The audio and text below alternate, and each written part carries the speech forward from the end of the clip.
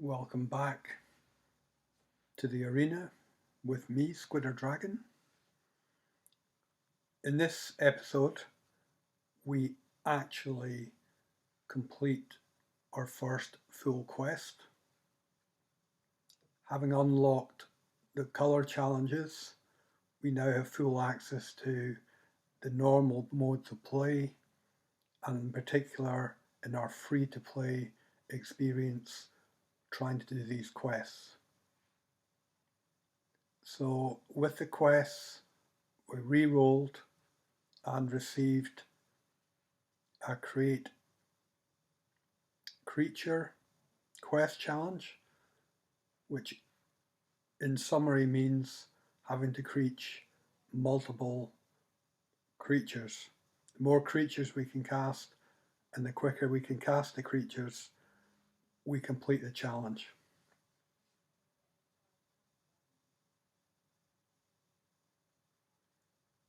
So for that reason, I wanted to try and build a new deck, a creature deck, and I want to try and select from the spells we already have, from the cards we've already seen, what might be our best targets.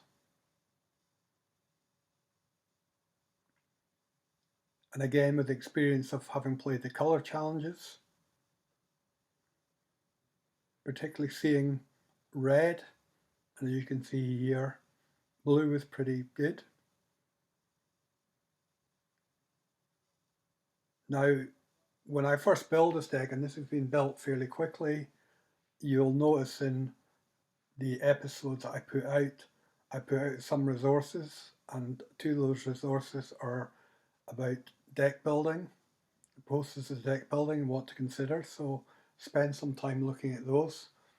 And the other resource I put out was a resource on the mana curve, which is obviously building and how land spells providing mana, how they can look for different decks. So with both of these, all I'm doing here is a very broad brush approach to making sure that we have sufficient creatures in this case. And in fact, as you'll see as we go through the episode, I initially started building this now. I do add some cards into the deck, which, whilst they may be useful in terms of building a decent deck or a competitive deck, they're not necessarily ideal for the colour challenge. So you'll see I'm putting in, rather than basing this on pure creatures to finish the quest, I'm trying to put in some other spells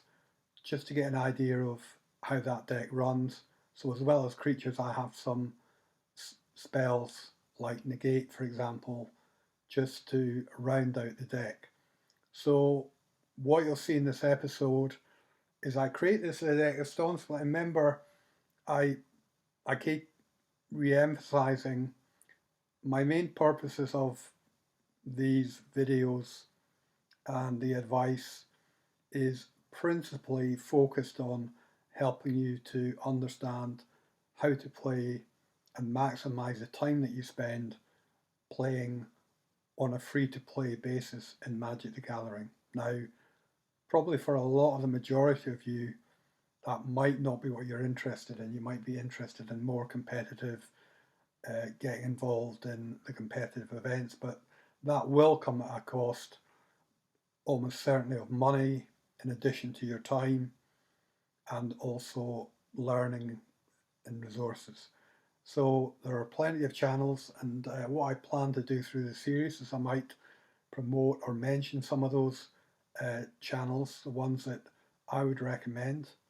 But principally as a free-to-play player, the majority of my time is spent playing my daily quests, gathering my collection, and earning enough gold so I can open for free when the next set arrives. And that's exactly the process I went through when Strixhaven was about to be released, and I decided to start this series. So back to the principle is helping you to build decks or understand decks, so we saw the color challenges. So the main idea of running through that was just as well as showing you how that looks in a new account and some of the challenges, just as a way to help you understand. For a player like me, as I said, I'll re-emphasize a casual Magic player rather than an experienced or expert Magic player. But I know enough to enjoy the game and give hopefully what you'll feel is good advice in particular for those of you who want to play free to play and just enjoy the game. Because the reason I keep playing Magic the Gathering and have done for years is just that I enjoy the playing. I enjoy the fact of what the game provides. It's creative, it's competitive, it's compelling, it's all those things.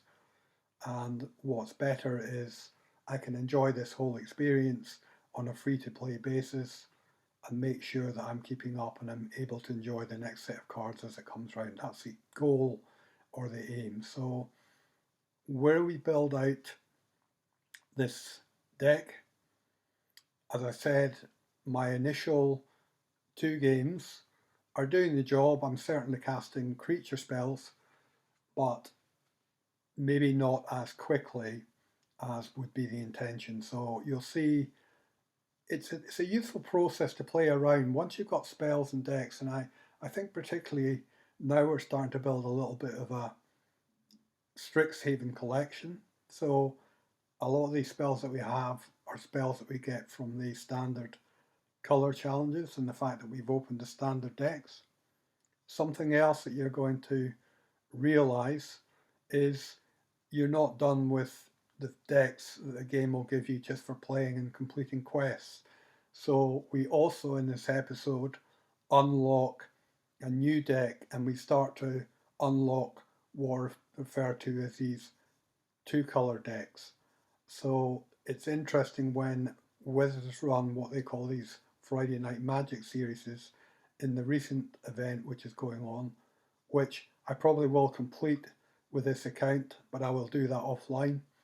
And that's something that, again, when you get familiar with it, you'll find that Wizards put out these events, particularly sponsoring the fact with COVID, etc., that the Friday Night Magic experience, and Friday Night Magic, for those of you who don't know, was the idea of Wizards of the Coast to have like gaming stores and maybe bookshops, etc., like Waterstones or bookshops near you or game stores to run Friday Night Magic kind of 7 o'clock evening time and invite players to gather around tables and play. This is a paper version of the deck and is referred to as Friday Night Magic. So it's been a long-standing thing, particularly in the States, but all countries that play Magic the Gathering with sponsored events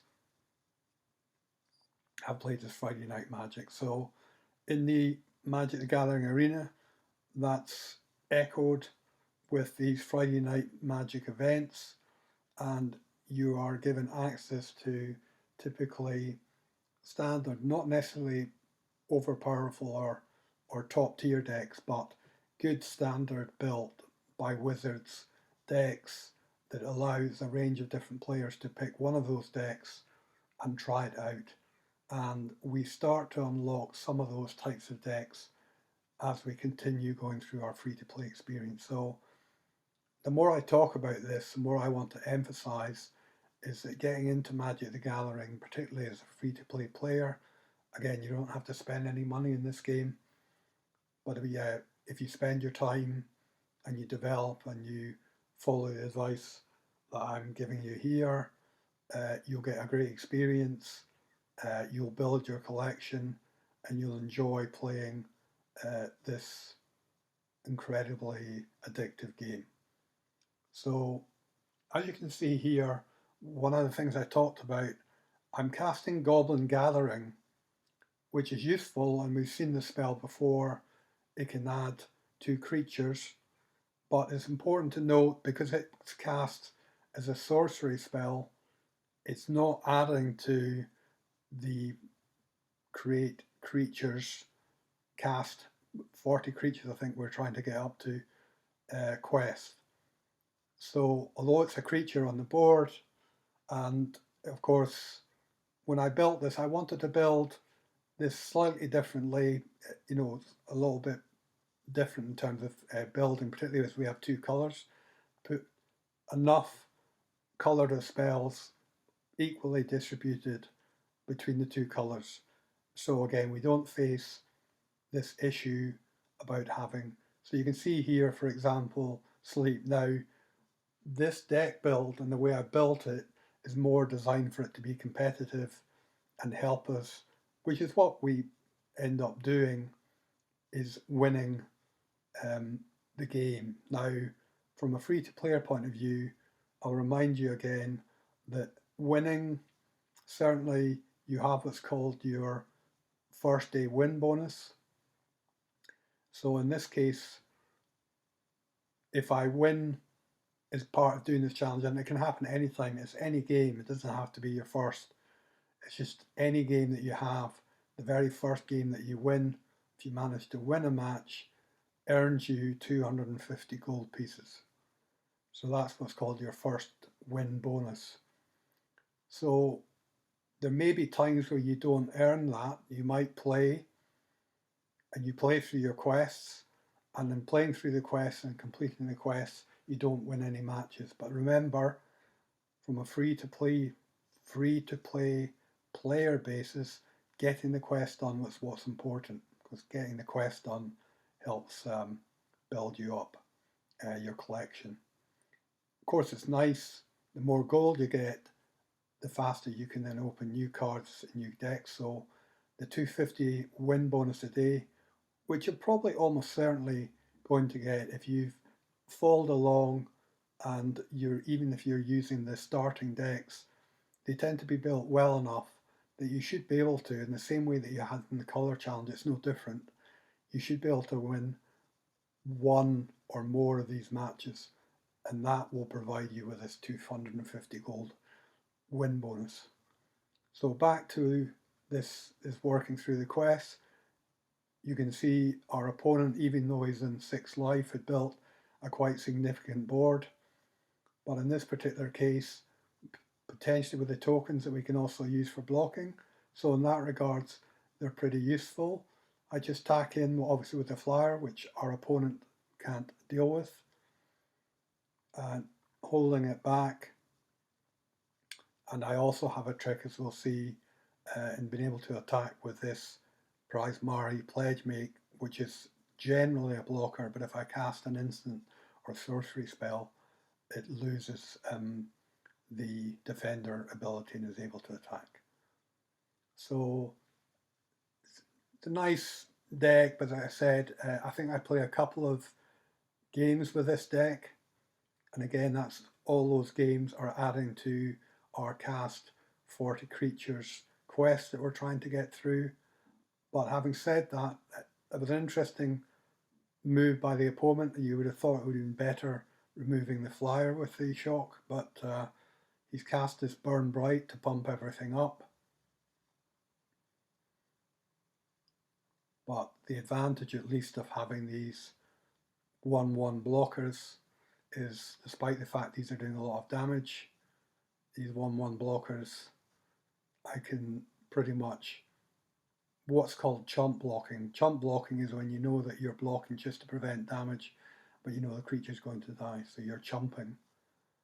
So you see here, I chump, remain alive, and kind of what seals the deal here is casting this net, and the opponent's had enough because he knows I'm going to take the match. So it was an interesting build, and as I said, I play this for another game. So the deck was built reasonably well enough, and again, remember the secret there is really just to pay attention to the resources I've given you in terms of deck building. It takes a bit of time to go through, but it's all useful information, and also the mana curve. So just make sure when you're building your own decks, and here you can see with that win, we've opened this new deck. Stomp Stomp is a multicolored green. And not only that, by opening it, we've released the cards in that deck. So you'll see when I go on to make some changes, some of the changes I make are to add some red cards that were part of that new deck that we've just opened. So the collection itself is, think about it like this. The collection is uniform, so the entire collection of cards you have can be available to build any deck. It's not as if when you put cards in a deck, they're not available to other decks. Each time you build a deck, your full card pool, your collection as it's called, is available for building a deck. So it's useful, as I said, and we will continue to unlock these new just by playing the game. So it's a free-to-play experience. So all you're doing is just enjoying playing Magic the Gathering, and yet you're getting these free bonuses, free cards to help you enjoy the game further. So as I said, very compelling game that I'm sure you will enjoy, and maybe if you get like a lot of us enjoy too much, and you can end up playing a lot of Magic, but nothing wrong with that. But again, coming back to the principle, as you'll see here, this particular episode probably took just over an hour, and part of that is coming back to the quests, and that you typically start off daily, and remember it resets every day. So once a day, pretty much the same time, you'll get a new quest, and you can actually, if you didn't play or something comes up and you don't play for a day or a couple of days, the quest still builds. So you can have a maximum of 3 quests at a time. As I will be trying to play daily, we will probably just see that I'm only playing through one available quest for the day. But again, if time is important and you maybe don't have the time even for an hour to play once a day on Magic the Gathering, another stretch, and one that I've used myself in the past, is maybe to play every third day. So the reason I say 3 days is if you leave 3 days, so if you play a match and get your rewards and leave it for 3 days, by the time you come back to play again, you will have 3 quests to play through. So you'll have plenty of, now some of those quests, as we talked about before, they might share a colour. So you may have different quests that are asking you to cast, for instance, the same colour of spell. So that's an advantage for you, because by playing that particular colour, you will add the requirements across both the quests, or even all 3 quests if you get that lucky. And that just means that your time is being spent more efficiently. But what that allows you to do, what you'll give up in doing that, just so I can be clear for you, the only thing that you're essentially losing is the ability of having this 250 gold, 1 day win bonus. So clearly, if you don't pay for a couple of days, you're giving up the chance potentially of earning another 250 gold. So you're effectively giving up, by doing, say, 3 playing and then waiting 3 days, you're essentially giving up 750 gold. That's the kind of way to think about it. So if you like the game and you want to try and maximize your gold as a free-to-play player, and you're able to probably devote, as I said, pretty much an hour a day, sometimes less, you'll get an idea going through the series, because you'll be able to see how long each of these quests takes. And in this particular quest probably took a little bit longer, and one of the main reasons for that is because typically, as you can see here, if you play a 750 gold quest, because obviously it's more valuable, it earns you more gold than a 500 gold quest, it tends to take a bit more effort, take a bit more time. There's more to do effectively, which is fair enough, because it probably all equals out in the end of the day.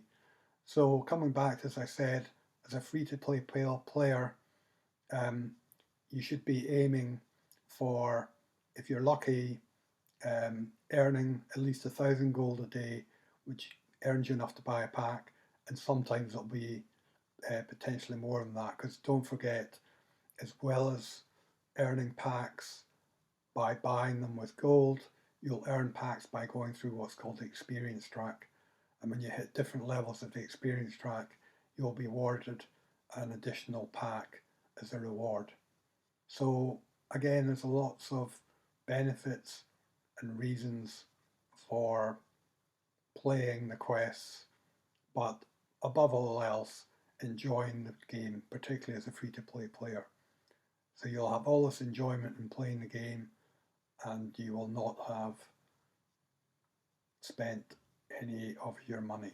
Your time is valuable, but so is your money, clearly. So the great thing about Magic the Gathering, such as it is now currently, and the full experience of the game, there's not really that much. I mean, there are things that we can go into.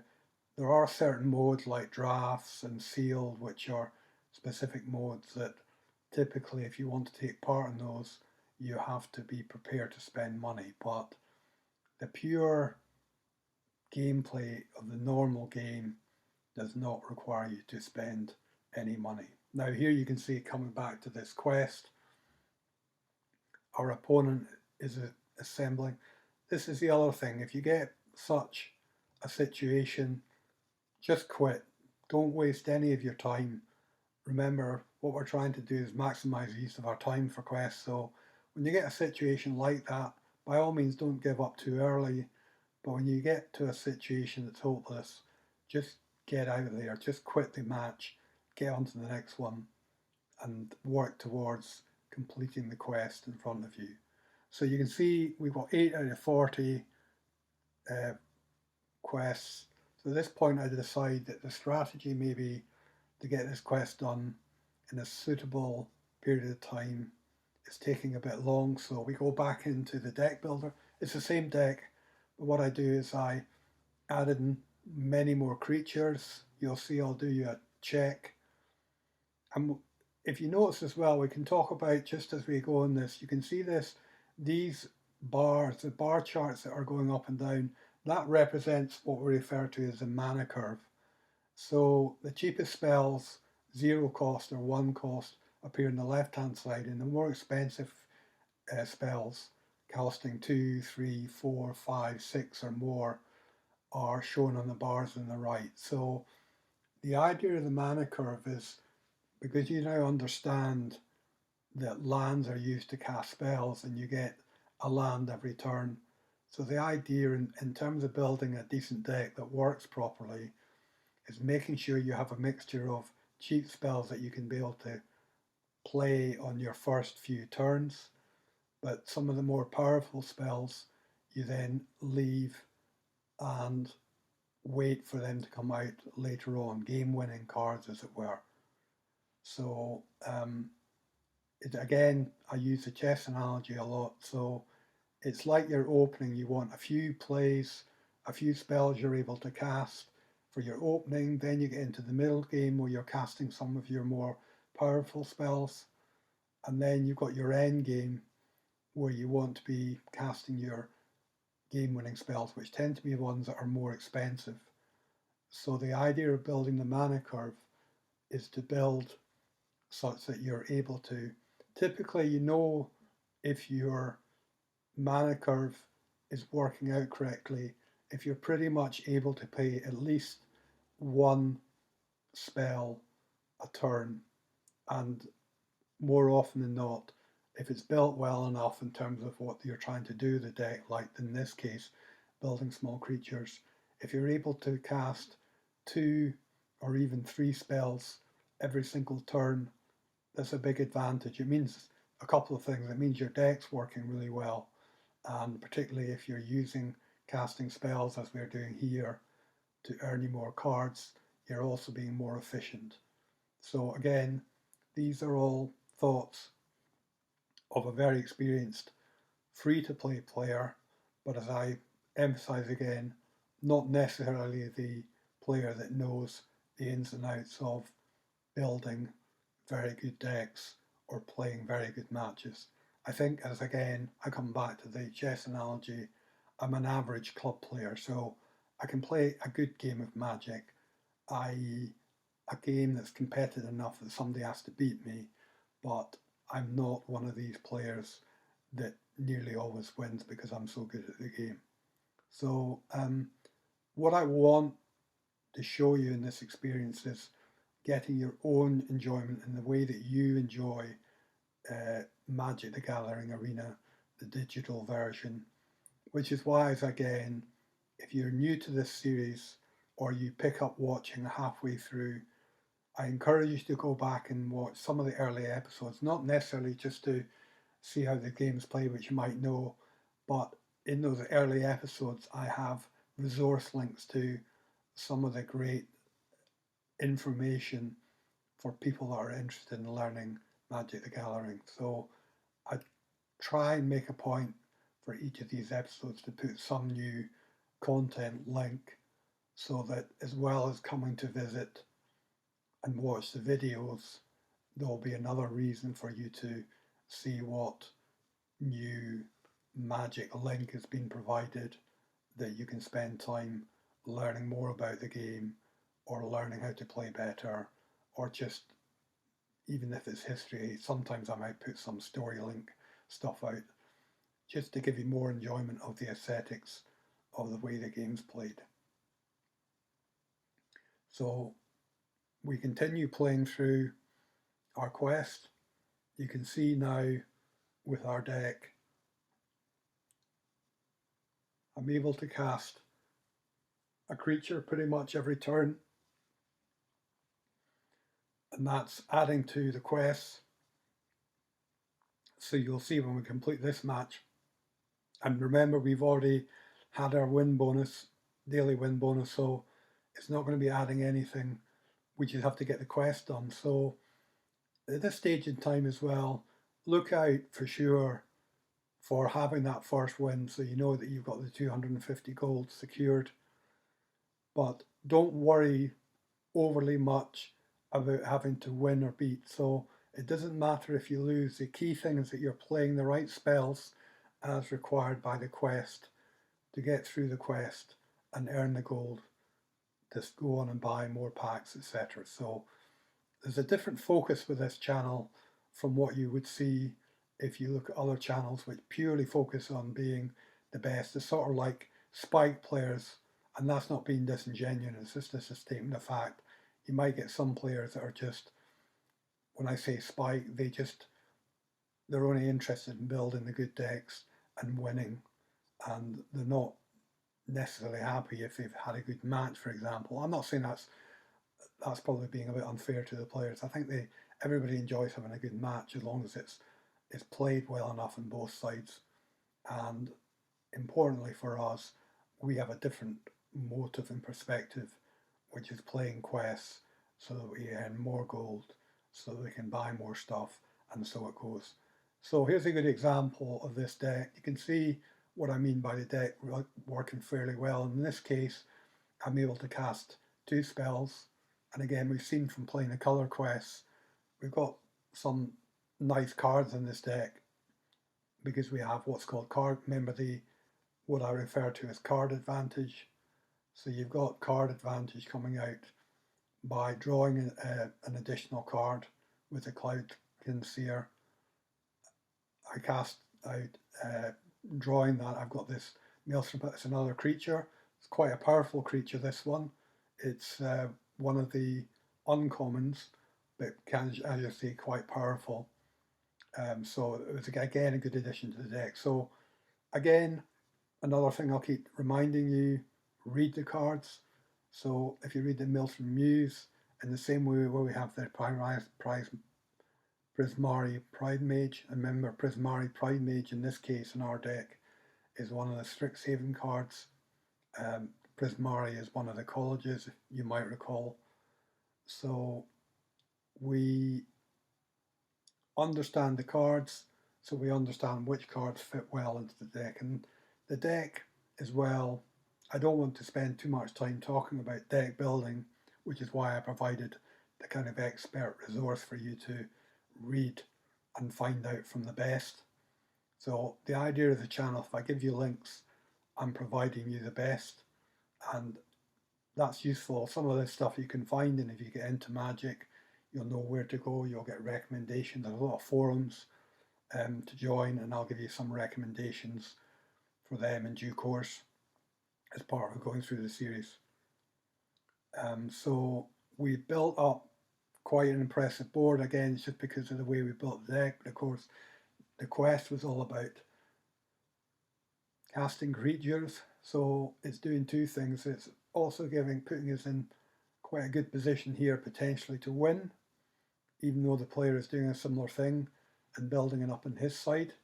So you can see this principle, he's doing a similar thing where he's then able to add 2 or 3 creatures for each turn that he's also running with the game. Again, if it gets to the point, at this point in time playing this type of match, it's kind of worth playing out. Because as long as I'm still casting creatures.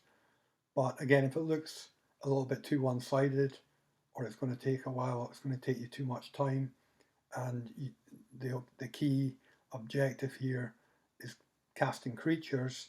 If that's stopping you, it's taking too much time, the best thing to do is just quit, because then you can go on and start a new match and have a better chance of getting the quest condition sorted out.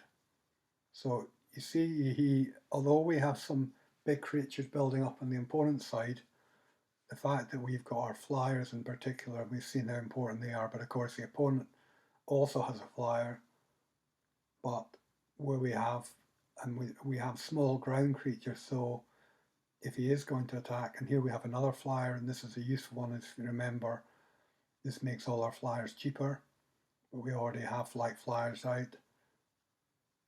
Our opponent is on 7, so we decide to force the issue to see if we can get another win. And again, if this didn't work out, if it's clear there we've got no more creatures to cast, or this is going to go on for too long, we should just quit and then get on with the next match. So don't get too tied up with, you can get situations like this where there's a lot going on, and the opponent takes time to decide what they're going to do and block, and it all seems to be taking a bit too much time. But if it's stopping me playing, and I think I do continue, I think I try and, but I'll get to a point in time, banishing light, so when it appears, and he's taking that powerful card that has been removed, when it gets to a point where it appears, do we still have the win? And you can see here, I've still got kind of blockers if I wanted to block, for example. So I think in this particular match,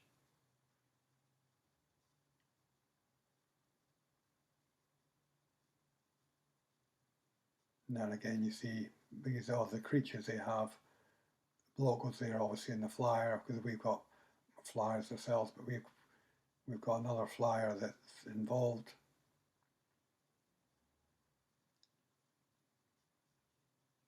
So I have the opponent now in 3. But probably at this point in time, I've still got the flyer at 2-2.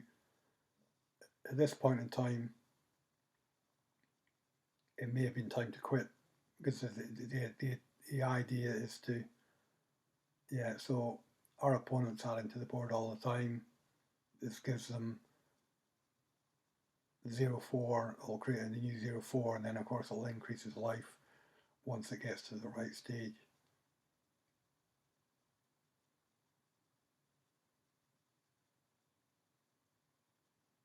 So I block here obviously.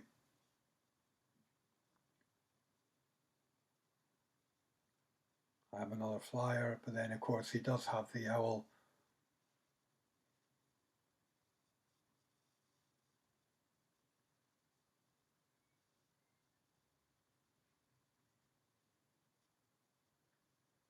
Playing games here with the opponent, because if with the 3-3 now I have the 2-1 and the 1-1, he can't really afford to attack unless he's killing me. And you see here, that gets removed.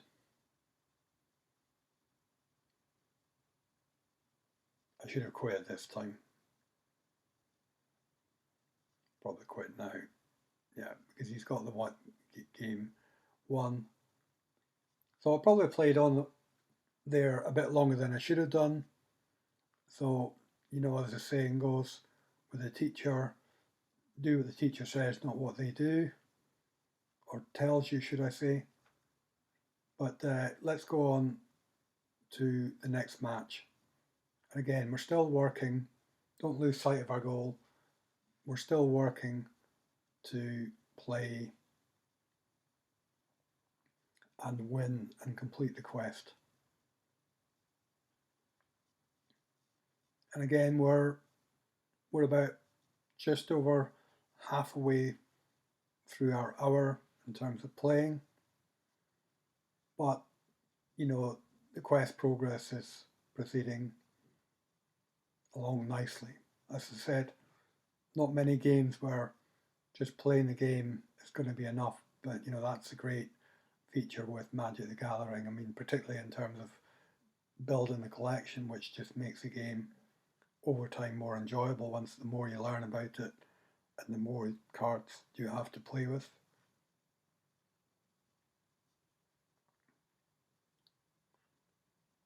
What I will also do, just because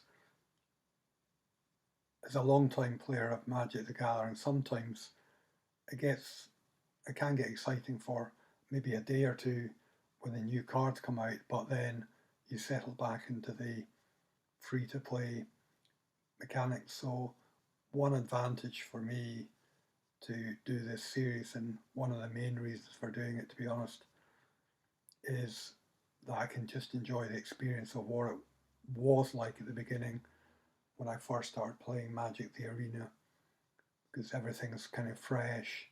You're doing the thing of building up the collection, and particularly where more often than not you're competing against other starting players.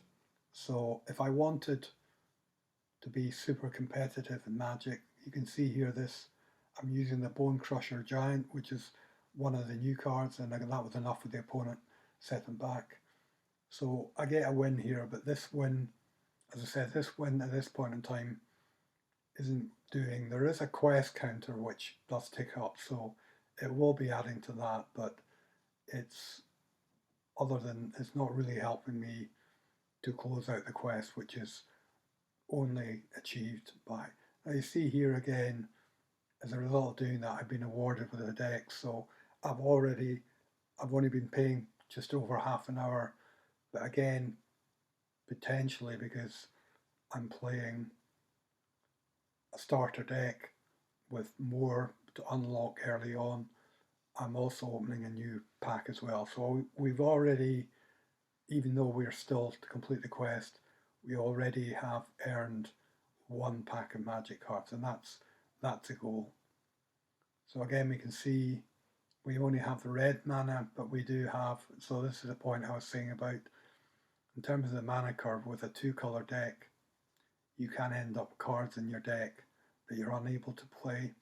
So here you see I draw another one, so I have no blue mana currently, so these blue cards in hand are essentially dead, but again, from the quest point of view, as long as I've got the mana to cast my red spells, and particularly red creature spells, this is a creature challenge, so you'll find this, it can be one of the frustrating things with Magic the Gathering, is that when you're playing, in this case, a multicolored deck, if you're starved, if that's the right word, so you can see creature here is using a familiar deck that we're familiar with. I keep drawing, I still have not drawn my, so I'll continue playing. So this is a bit like playing the color challenge at this stage in time, but remember my main focus is to try and cast my creatures out, but the lack of blue mana that I haven't drawn yet is not helping that to be easy. And I've also got Sleep's another spell, it's one I left in. I think Sleep's useful feature of this deck, even though we predominantly want to cast creatures, because again, Sleep can be a card that helps us pick up a win if we're still looking for our daily wins, for example. So yeah, we can see the strategy that we should be familiar with using the creature spells, and finally, hurrah, we get our first blue. So now that unlocks the creatures, and it's a creature quest, so we can start playing out our blue creatures. Now we have at least one blue mana. We need a second one, of course, to cast a sleep spell. And it might be useful to have that second blue again from the. Again, we've drawn into yet more red. We have more than enough red, but we can continue to cast out. Remember, it's a creature challenge, so each creature we cast out adds another step closer to finishing the quest. So we might be facing quite an imposing board at this point in time, but less worried about that for now. Here we see this new spell. We may as well cast out the mountain, although we can't cast anything with it.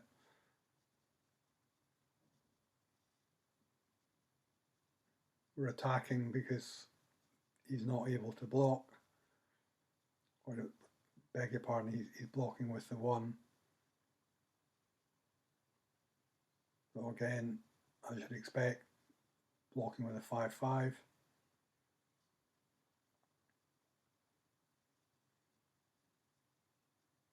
I block with a 2/4. I think this point is to stay alive, but I might still have. There may be still, yeah. So there's another creature. So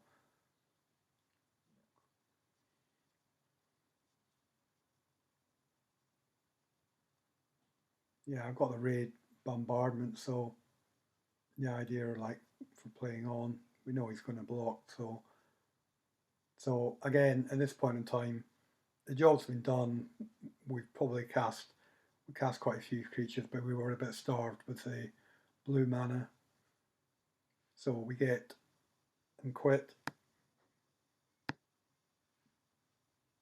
We go on to the next one. So all the while we can keep checking and seeing how close we are to completing the quest. So you can see here 25 or 40. So getting there. We've doubled up when we changed. We were on 8 and then we're on now up to 25. So the strategy to build this deck, and I'll show you that other strategies. There are other quests. For example, we're building a specific deck. So again, what I'd want you to have, you're gonna start creating your own decks, because that's obviously part and fun of the game. Once you learn how the game works, you're going to be coming up with your own decks that are probably arguably better once you learn the game more than the starter decks, or you can use that as a basis. Here we have a friendly player, so you can use the emotes.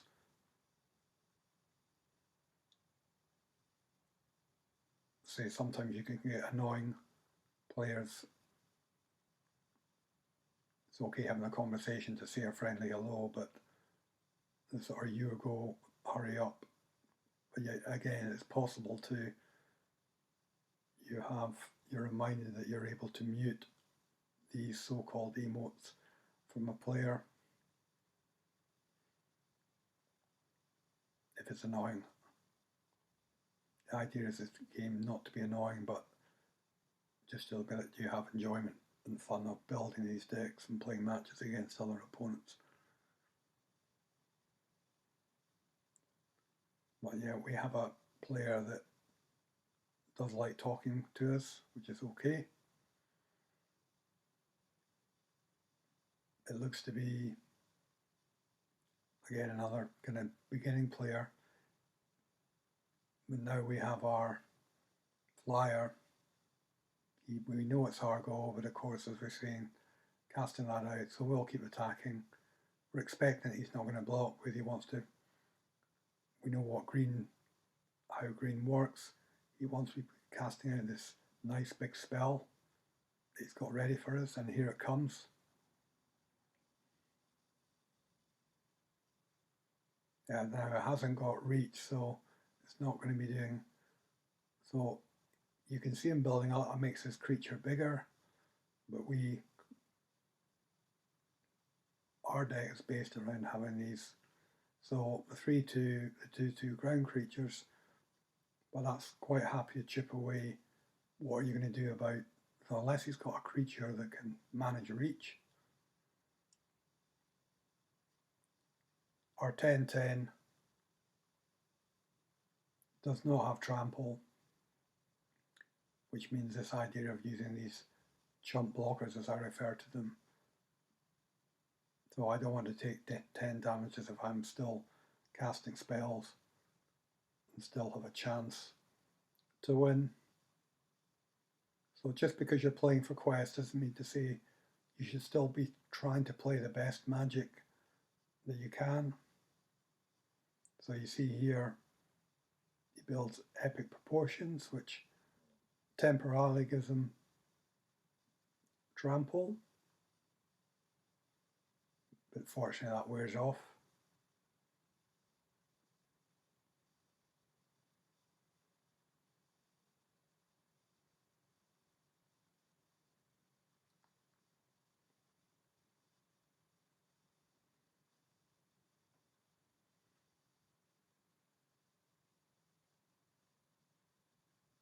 So we're on 3, yeah, concede because of the trample on the.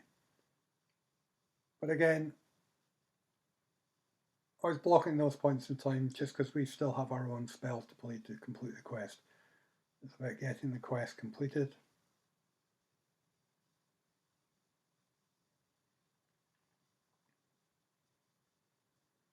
$31 of 40, so we're getting close.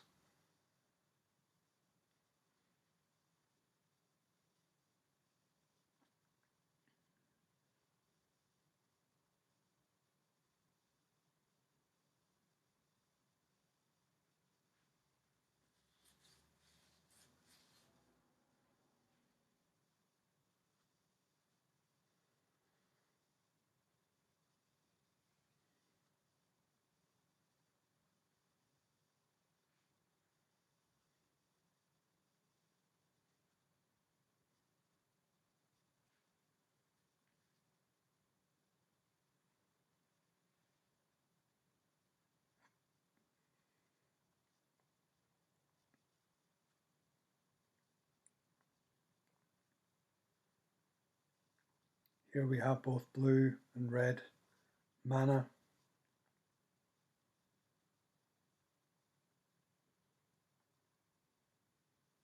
So this is a decent hand for us to be able to cast in fairly quick succession with 3 creatures, 3 more to add to our total.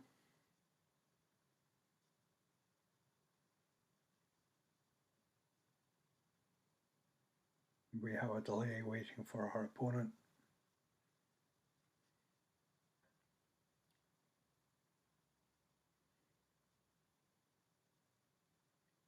So we're happy to win the mana. Unlike the other game, seems to be fine for us here, certainly in terms of what we want to be able to do, which is, so we get off to a fast start with our hasty goblin. Remember, haste, no summoning sickness, so it can attack as soon as it hits the battlefield. We saw that as well a short while ago, the nest robber in one of the earlier matches that allowed us to close out the game.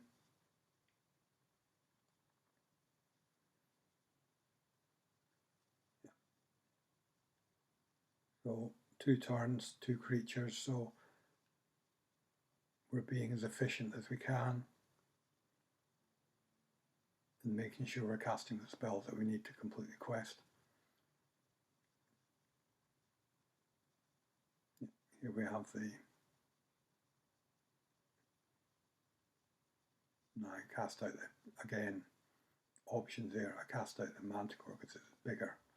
I know he's got 2/1, but I will attack with it to see if he's going to block. Expecting him to block, but we'll see what happens. And if he doesn't block, the closer to being dead he gets. So you see, opponent was using this quite powerful spell to try and get the answers he needs. This can be an issue in Magic matches. Again, I talked about this concept of the battlefield, the board, or what you'll hear referred to as a board. So the idea is didn't even hold the 2-1 back. And it's not as if my life total was in trouble, but you see I'm able to add into the board, and in this case attacking. So again, we've got probably the relatively new player, it would appear. But again, just to remind you, the objective here is not really to, as I said, it does add to these quest counters, and winning's always nice, but I don't want you to be a spike player, which means you must always win every match at all costs. I want you to be the free-to-play player that enjoys playing a game and maximizes the time you're spending to build your collection.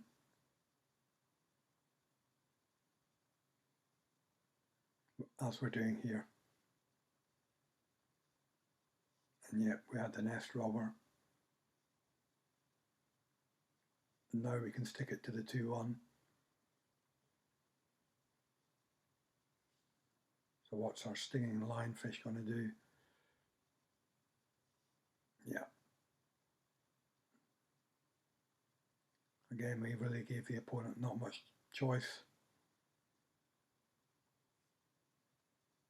And then his inability to add significantly in terms of creatures, at least in terms of our creature strategy to the board, means in effect that he's probably dead. Now he brings out the owl, but we only have to do 3 damage to him and he's not gaining life.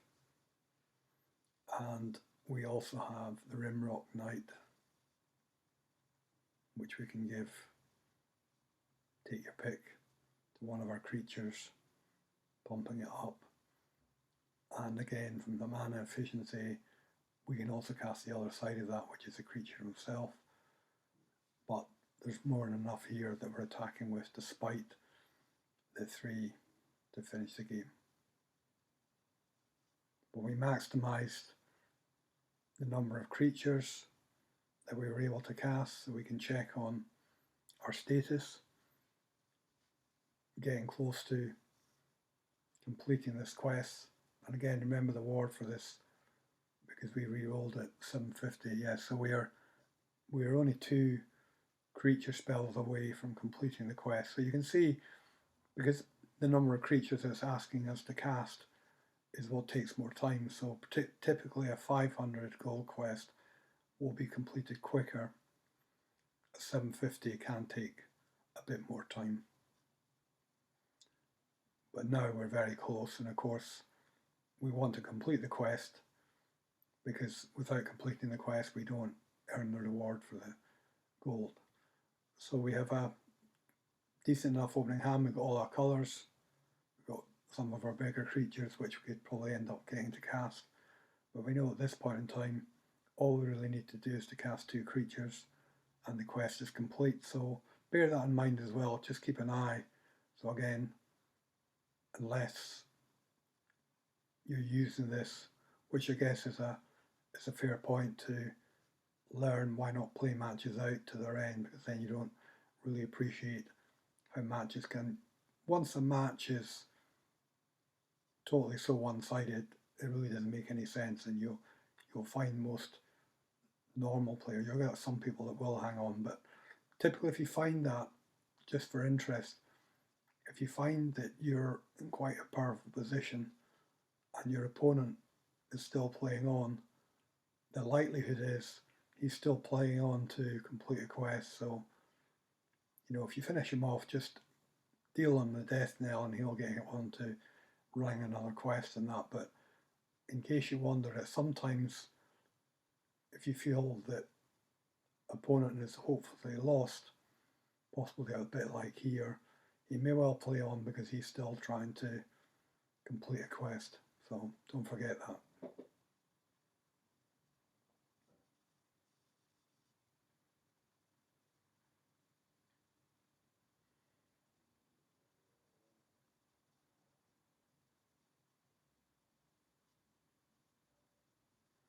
I don't run any music, in case you wonder why the silence is, because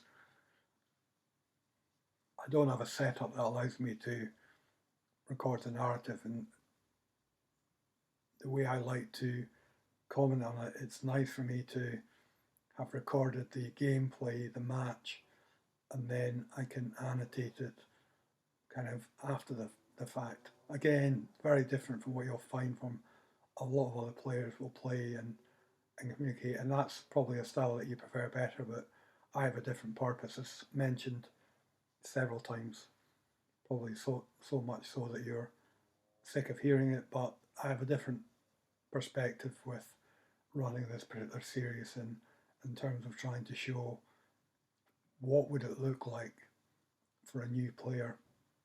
And of course, the other channels do a fantastic job because of their experience of playing Magic the Gathering, etc., etc. However, they are not. They will not have a specific process. Certainly, from my opinion, once people get very interested in the game and won't become very competitive, that kind of makes sense. But in my opinion, that this is really not the intention.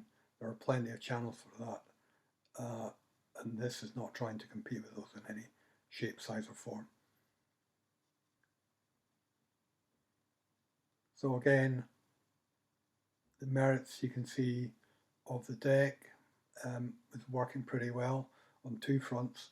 It's been purpose built and named for the creature quests, but because it's followed the principles of building good decks, it's also done a good job. And here you can see 850 gold, 750 for the quest, and another 100 because we obviously had the win where you get these. So you can see the 4 out of 15 are the win count. Here we have another pack.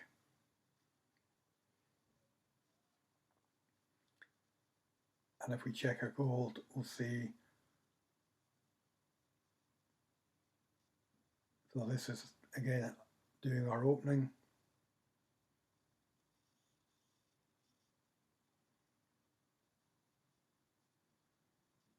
So with the gold we have, remember the whole idea, what do we do with this gold?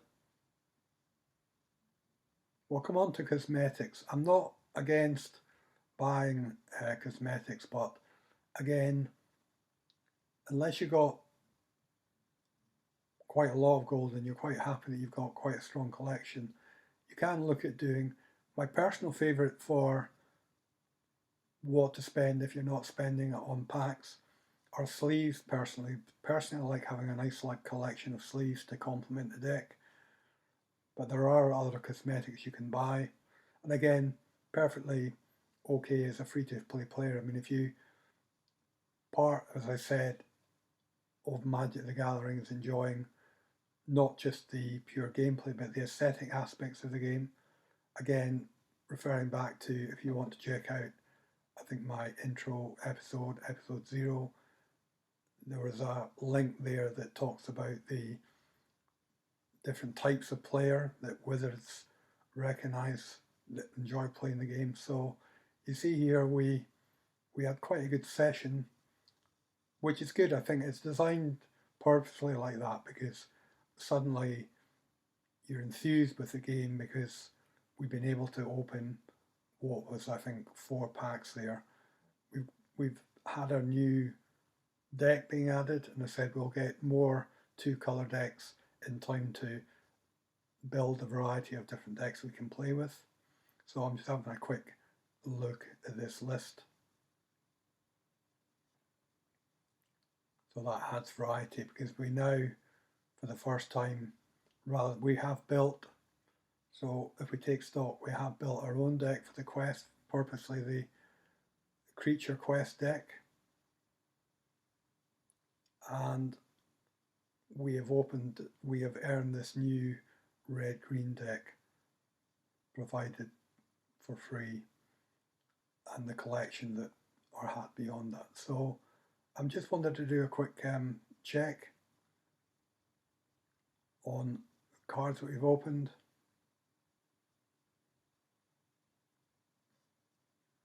Yeah, and I think part of the reason for doing that, I think in this particular quest is the first time we've earned our first mythic rare. So it's still quite fairly on in opening packs, but you can be lucky. Remember, the mythic rares are arguably the best cards in the game. We have our rare collection. We can have a quick look at these. You can actually count. You can. I mean, after time it gets a bit difficult, but you can keep count of the number of decks or packs, should I say, that you've opened by counting up the number of rares. Because remember, for each pack that you open, you earn at least one mythic stroke rare. So if you count the number of mythics and the number of rares, that equates to the number of packs of Magic the Gathering you've opened. So if you're ever interested, just saying, I've been playing for a while, this game's quite good, it's quite fun, but if you want to do the numbers game, you can go into your collection and count the number of mythics and count the number of rares, and that total will add up to the total number of Magic packs, Magic the Gathering. And in game terms, remember, convert that into, multiply that by 1,000 gold, because each pack is worth 1,000 gold. So that will show you how much in-game gold that you've managed to earn, if I can put it that way, just by playing the game. So thank you for watching this episode. We'll continue with more quests and probably have another deck unlocked in the next question. For now, thank you for watching. This is Squider.